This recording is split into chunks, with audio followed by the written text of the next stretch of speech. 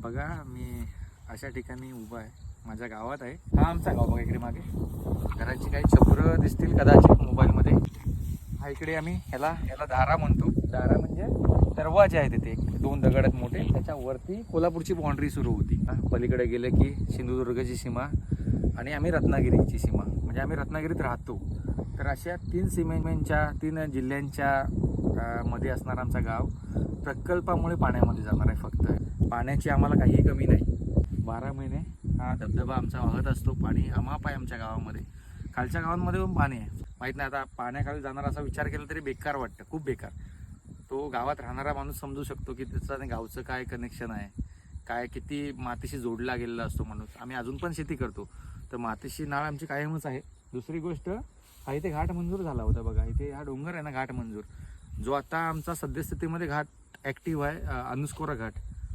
ते त्यापेक्षा आमचे 2 तास वाचले जातात कोल्हापूरला जायचं असेल तर. बरेचसे पेशंट जे आहेत ना, रत्नागिरीला जावं लागतं. आणि रत्नागिरीला शेवटी असं सांगण्यात येतं की पुढच्या हॉस्पिटलमध्ये कोल्हापूरला जावा. आणि त्या ट्रॅव्हलिंगच्या काळामध्ये बऱ्याचशा अशा केसेस आहेत की तिथे मृत्यू झालेला आहे पेशंटचा. हा जर घाट झाला असता तर आमचे 2 तास वाचले असते. आमचेच ना, या पंचक्रोशीचे 2 तास. एकूण 9 घाटवाटा जातात आमच्या काजिरड्यातून. आणि त्यापैकी काजिरडा घाटवाट ही ॲक्च्युली झालेली आहे, बैलगाडी वरतीपर्यंत जाते. इथे मुडागड किल्ला आहे बघा, तुम्हाला दुःख लागतं. ह्या टोकावरती मुडागड किल्ला आहे. पेशव्यांच्या दप्तरात ह्या किल्ल्याचा उल्लेख आहे. त्या काळात काजिरडा घाट एवढा महत्त्वाचा होता की त्याचा किल्ला बांधला गेला त्या घाटावरती लक्ष ठेवण्यासाठी. 1-2 लढाया झाल्या, त्याचा पण उल्लेख आहे पेशव्यांच्या दप्तरात. शिवकालीन घाट आहे आमचा. पण पुढे जाऊन लोकांच्या उदासीनतेमुळे तो घाट कुठेतरी कचऱ्याच्या डब्यात गेला आणि आता आमच्यावरती धरण लादलं गेलं. एवढं सुंदर गाव, म्हणजे आमच्या गावात एक तळव आहे शिवकालीन, घोडेखिंड नावाची खिंड आहे इकडे.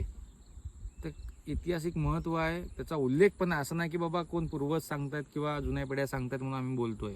पुढे जाऊन शाहू महाराजांनी मुडागड आणि त्याच्या परिसरात शिवारण्य स्थापन केलं. हत्ती आणले होते, सोडले होते. त्यांनी बांधलेली तळी आजही आपल्याला दिसतात. तिथे जाऊन किल्ल्याचे अवशेष दिसतात. त्यांना हे महत्त्व माहिती होतं या घाटाचं. तर माझी कळकळीची विनंती आहे सगळ्यांना, जे आपण जो कोण काजिरडावासी असू, आजूबाजूच्या गावातले असू, तर ह्या गोष्टीकडे लक्ष द्या. आपल्याकडे ती आहे, इतिहासानं आपल्याला दिलं आहे, ते आपण सांभाळून ठेवूया आणि त्याचा कुठेतरी विकास करूया. धन्यवाद.